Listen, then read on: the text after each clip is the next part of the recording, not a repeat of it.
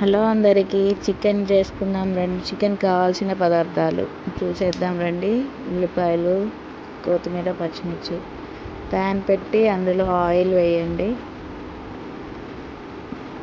Oil వేసాక కొంచెం heat అయ్యాక ఉల్లిపాయలు, పచ్చిమిర్చి వేసేయండి. ఉల్లిపాయలు, పచ్చిమిర్చి వేసి బాగా వేగనివ్వాలండి.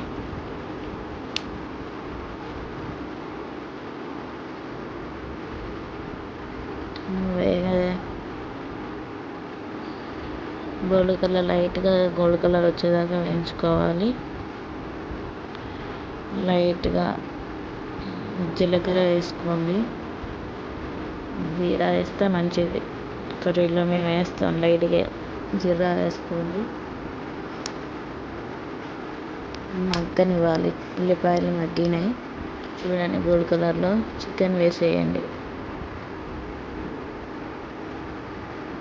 చికెన్ వేసి బాగా కలుపుకోవాలి. ఆయిల్ అంతా దానికి పట్టేటట్టు చుట్టూ అంటుకోకుండా ఉంటుంది. సట్టికి మొత్తం కలుపుకోండి. ఆయిల్లో మిక్స్ అయిపోవాలి, అప్పుడు అంటుకోదు. చుట్టూ కలుపుకోండి. వాటర్ అనేది వచ్చేస్తాయి అందులో, చికెన్లో నుంచి వాటర్ లైట్గా ఉప్పు వేసుకొని మగ్గనివ్వాలండి. వాటర్ వస్తే ఉప్పు వేసుకొని మూత పెడితే అందులో నుంచి వాటర్ అనేది మగ్గుతుంది. చూడండి వాటర్ ఎలా వచ్చాయో. కొత్తిమీర వేయండి. కొత్తిమీర వేసి మొత్తం కలిపేయండి. మళ్ళీ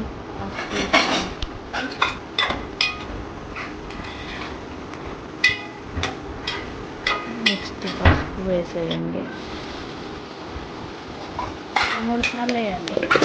మొత్తం కలుపుకోండి. కలుపుకోండి.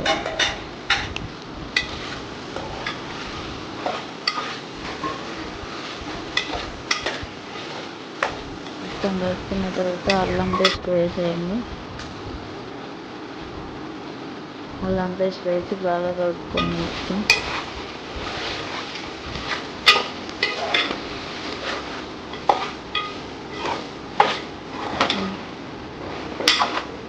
కలుపుతూనే ఉండాలి. లైట్గా అడుగంటుతూ ఉంటుంది.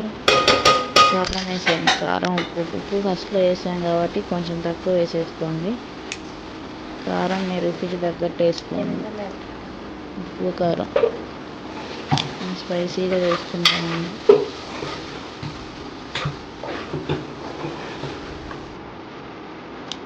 కొంచెం వాటర్ పోయండి. లైట్గా కొంచెం వాటర్ పోసేసి ఉడకనివ్వండి.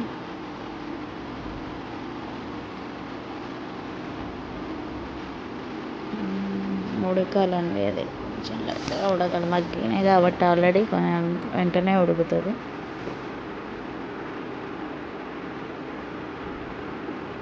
ఆయిల్ పైకి వచ్చేదాకా అలా మగ్గనివ్వాలండి.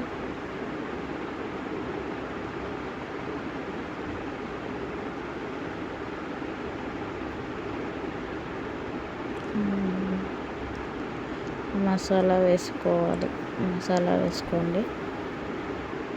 ధనియా పౌడర్,